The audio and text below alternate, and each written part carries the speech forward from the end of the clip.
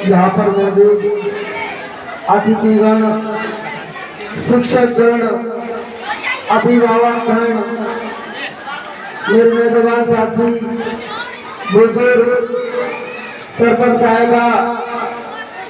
साहिबान, चौधरी साहिबान, मेरे प्यारे बच्चों, मेरे सभी भाइयों को मैं स्वतंत्रता दिवस की हार्दिक बधाई देता हूँ और शुभकामनाएं देता हूँ। आज आपके स्कूल में ये बूंदी और लड्डू की बात करके बहुत देर हो गई, इसके बच्चों को ताकत बची नहीं, इनको पहले बूंदी खिला दो, लेकिन चलते रहते फिर बढ़िया। तो आज आपके स्कूल में बतौर मुख्य अतिथि आना हुआ, आपके गांव से विशेष मुझे लगाव की है और सभी छत्तीसगढ़ बिरादरी से, गांव से मुझे बहुत अच्छा मान सम्मान और आशीर्वाद भी हमेशा प्राप्त हुआ। मैं आप सभी का शुक्रगुजार हूँ कि आप लोगों ने मुझे बुलाया और इस काबिल समझा। आप सभी का बहुत बहुत धन्यवाद। शिक्षकों के अंदर जो मैंने एक तरफ देखी, जो फिक्र देखी, वो बहुत काबिल तारीफ है।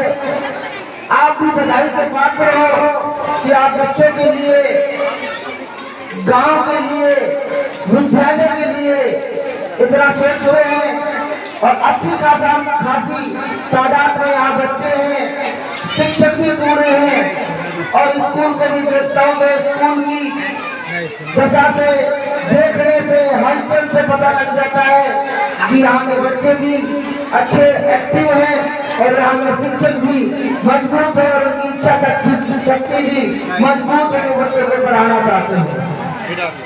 मैं अपनी बात करूं भाइयों, मैं भी बहुत करीब से मैंने स्कूलों को देखा है, गांव में जाता हूं, जब मैं शिक्षा के संसाधनों का अभाव देखता हूँ, हमारा बच्चा कोई साइंस लेना चाहता है, कोई मैथ लेना चाहता है, स्कूलों में सुविधाएं नहीं है, कमरे नहीं है, बिल्डिंग में गिरने वाली है, तो मुझे बहुत तकलीफ होती है। क्योंकि शिक्षा एकमात्र वो हथियार है, वो औजार है जो आपको और आपकी काबिलियत को साबित करने में और सिद्ध करने में सिर्फ और सिर्फ शिक्षा आपका इतना मजबूत हथियार है कि आपको किसी की जरूरत नहीं है अगर आपके पास अच्छी शिक्षा है। तो सभी ग्रामवासियों से, सभी मेरे भाइयों से, नौजवान साथियों से मेरी हाथ जोड़ के गुजारिश है, एक रोटी कम खा लो, ब्याह शादियों में पैसे कम खर्च कर लो, कैसे भी करके सुख दुख पाके मेहनत करके इन बच्चों को पढ़ा दो। ये सरकारें और ये नेता, ये लोग ऐसे ही आंख बंद करते रहेंगे, सरकारें भी आती रहेंगी, कुछ काम होगा, कुछ काम नहीं होगा। असल काम तो आपकी फिक्र से होगा, आप लोगों की मेहनत से होगा। आज प्रिंसिपल मैडम यहाँ बोल रही थी कि बच्चे आते नहीं है, आप किसी भी तरीके से अपने बच्चों को तैयार करके भेजो और बच्चे भी यहाँ आएंगे। भाई मैं भी आपके जैसा ही हूँ, मैं आपके जज्बात की कदर करता हूँ कि आपने मेरे साथ में विद्यालय की सारी समस्याएं रखी और उन समस्याओं से मुझे अवगत कराया। लेकिन सही मायने में तो ये है, मैं 7-8 साल से इस सेवा के क्षेत्र में आया हूँ, दिन रात काम कर रहा हूँ। इस विधानसभा में ज्यादा भी नहीं तो 500-700 स्कूल हैं और भाई अपनी इंडिविजुअल कैपेसिटी में अकेला आदमी कभी भी सरकारी काम उस हिसाब से नहीं कर सकता। सरकार के काम सरकार ही करती है। आप इस बात से सहमत हो ना भाई? आप सब भाइयों ने बहुत मेहनत करी, बहुत मदद करी, थोड़ी बहुत हमसे चूक गए, लेकिन आपका भाव और आपके जज्बे को देखते हुए कम से कम मुझे ये उम्मीद है कि मैं जिस काम के लिए आया था वो पूरा आश्वासन मिला, पूरा सम्मान मिला। गुरुजी ने बात कही, राजनीति में रहते हुए आपको ये तकलीफ हो रही है, अब एक स्कूल है तो मैं बहुत कुछ कर दूं। अब इसी गांव में 12-15 स्कूल है, अगर यहाँ मैं कुछ करूं तो दूसरे भाई नाराज हो जाते हैं। मेरी जेब में तो 100 रुपये है, अब 100 रुपये को 10-10 करके बांट लो या 100 रुपये कहीं लगवा लो। लेकिन राजनीति में ये मजबूरी हो जाती है, भाई कोई भाई कुछ कहता है, कोई भाई कुछ कहता है, और बुराई का हम करते हैं भलाई का काम और बढ़ जाता है बुराई का काम। ना इतनी इतनी ज्यादा है, अरे भाई स्कूल में ले लो, भाई स्कूल वाला सपोर्ट ले लो और हमारे यहाँ तो आए ना, हमारे क्या मतलब है। तो मेरे सभी भाइयों से हाथ जोड़ के विनती है, इसलिए मैंने ये कहा था कि गांव के सबसे बड़े स्कूल में जाऊंगा, मेन स्कूल में जाऊंगा और जो 12वीं तक का स्कूल है उसमें जाऊंगा। किसी दूसरे स्कूल से मेरे को तकलीफ नहीं है, लेकिन मैं धीरे धीरे करके जितना मेरे से होगा, मालिक ने आप लोगों के आशीर्वाद से कभी कोई पोजीशन दी, कोई पद दिया आप लोगों की मदद से, तो हाँ, तो हर स्कूल वाले का, हर गली वाले का, हर मोहल्ले वाले का मेरे पर अधिकार रहेगा। और आपको पूरे मंच के माध्यम से आपको आश्वासन करता हूँ, आप लोगों के आशीर्वाद से कभी मौका मिला, मेरे दिल में तड़प है, खुद स्कूल को लेकर, चिकित्सा को लेकर, रोड को लेकर आपका 5 साल में 25 साल पीछे का, 25 साल आगे का काम करके दूंगा। मालिक में चाहे तो 5 साल में 50 साल का काम करके दूंगा, इतनी मेरे अंदर तरफ है। गुरु जी ने कहा कि यहाँ बच्चे बच्चे में बैठते हैं, अगर ये पक्का हो जाए तो ये बहुत अच्छा होगा। ऐसे ही दूसरा स्कूल में जो इंग्लिश मीडियम, उससे भी बोला पक्का हो जाए, तो मेरी मजबूरी है अब मैं 4 जगह इधर उधर पैसा लगाऊं और कुछ करके दूं, तो कोई फायदा नहीं है। कम से कम एक जगह लगाऊं तो ठीक है, तो सही, फिर अगला नंबर कहीं और नहीं लेगा। तो मैं आप सब लोगों को ये कहता हूँ, कल से ही चाहे सरपंच साहब को मैंने कह दिया, आप जितने भी स्कूल में टाइम लगेगी, जो भी उसको पक्का करने में लगेगा, चाहे आप कल से लगाने लग जाओ, उसको मैं अपनी तरफ से पूरा करवा दे दूंगा आप लोगों को।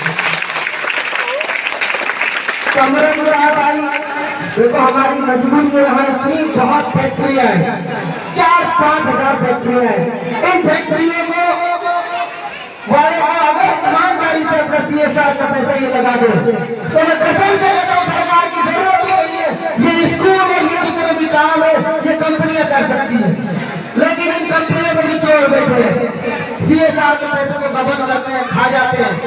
ये ईमानदारी से पैसे नहीं लगाते, कोई नेता इनकी फिक्र पकड़ता नहीं है। पहले अपने सोचने लग जाते हैं, फिर अपने पदों की सोचने लग जाते हैं। हमारे विधायक जी जो अभी बने सम्मानित विधायक, उनको कोई चिंता ही नहीं है इन सब चीजों की, स्कूलों में क्या हो रहा है, कानून व्यवस्था की क्या हालत है, उनको कोई फिक्र ही नहीं है इन सब चीजों की। नहीं तो सरकार भी पैसा ना लगाए और पावर में विधायक हो, एक कंपनी वाले को चिट्ठी लिखिए, अब तुम्हारा CSR का कितना फंड है, अगर एक साल में 50 लाख है तो मेरे घर से 25 लाख उस गाँव में लगा रहा है, तो किसी कंपनी वाले की हिम्मत नहीं है कि वो बदल जाए, उसको लगाना ही पड़ेगा। लेकिन हम ध्यान नहीं देते, हम गौर नहीं करते और इतना भयंकर शिक्षा का अभाव रहता है स्कूलों में, बहुत ज्यादा। तो आपने जो 2 कमरे की बात कही है, मैं इसमें थोड़ा समय जरूर लूंगा, 2-3-4 महीने का, लेकिन मालिक ने कहा था आपको जो 2 कमरे ये भी मैं इसी साल में आपको बनवा के दूंगा।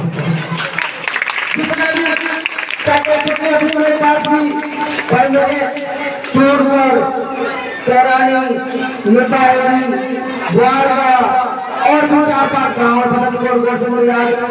धीरे धीरे सब गाँव में काम करवा रहा हूँ, लेकिन वो सांकेतिक है। मैं आपको अपनी इच्छा शक्ति बताता हूँ, भाई मैं चाहता हूँ काम करूँ, जब सरकार नहीं है, कुछ भी नहीं है, हम जब इतना कर रहे हैं और आप लोगों के आशीर्वाद से जब कोई चीज हमें मिलेगी, कोई पद मिलेगा, तो कि मेरा काम करेंगे। सिर्फ आप लोगों को ये समझाने का मेरा भाव रहता है और कोई बात नहीं है। बाकी सरकार के काम तो सरकार से चलेंगे, तो आपके दोनों कमरों का भी और आपका टाइलों का काम तुरंत शुरू हो जाएगा। और मेरी सभी ग्रामवासियों से, 36 बिरादरी से हाथ जोड़ के अपील है, और जो दूसरे स्कूल है और जो दूसरे गांव है, कोई भाई इस चीज का बुरा ना माने, कोई इस चीज से नाराज ना हो, कोई इसमें नाम धराई का काम ना करे। आपस में हमारी जगह नहीं बढ़ती है तो हमारे को ठीक रहा, थोड़ा हमको भारी पड़ जाएगी, तो धीरे धीरे सब काम होंगे और जितना भी होगा हम आगे कोशिश करेंगे। पुणे में अपने शिक्षक गणों का, प्रधानाध्यापक का, सरपंच साहब का जो मेरे पीछे बहुत दिन से लगे हुए थे। तहसील सरपंच जी का भी फोन आता था, गाँव के और जिम्मेदार लोगों का भी फोन आता था। मेरी भी इच्छा थी, मैंने 3-4 जगह कोशिश करी। अगर वो मेरी कोशिश कामयाब होती थी, कंपनी वाले मान लेते थे, आज उन कमरों को हम ऊपर काटते, लेकिन हमारी पार ना पड़ी। वो लोग नहीं लगाते पैसा और लड़ने लग गए, उनको धमकाने लग गए तो वो गुंडा बना देंगे हमको, ये कह देंगे कि गुंडा है। तो इसलिए बड़े हिसाब का काम निकालना पड़ता है, हाथ जोड़ के काम निकालना पड़ता है। तो कोशिश करेंगे आगे भी जितना ज्यादा से ज्यादा इलाके में काम हो तो आपका दोनों कमरे और टाइल लगाने का ये जल्दी से जल्दी हम काम स्टार्ट करवा देंगे। आप सभी ने बुला के यहाँ मान सम्मान दिया, आप सभी का बहुत बहुत शुक्रिया। इसी तरीके से आप सभी का, सभी भाइयों का आशीर्वाद बने रहे। आप सभी का मैं आभारी रहूंगा, आपका पुनः शुक्रिया अदा करता हूँ। प्यारे बच्चों को, सभी देशवासियों को, सभी ग्रामवासियों को पुणे में स्वतंत्रता दिवस की हार्दिक बधाई देता हूँ। बहुत बहुत शुक्रिया। जय हिंद। भारत माता की, भारत माता की। धन्यवाद।